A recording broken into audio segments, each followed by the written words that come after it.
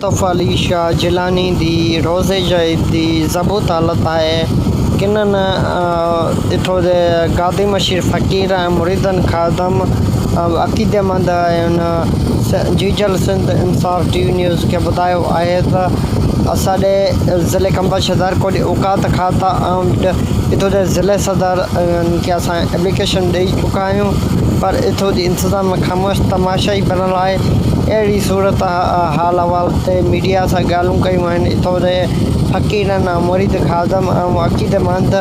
हुननि जो चवणु आहे त असांजी हिन दरगाह शरीफ़ में चूंडनि में का बि सभा न लधी आहे, न ई हिन दो रोज़े शरीफ़ जी तामीराती कम पिया कराइनि।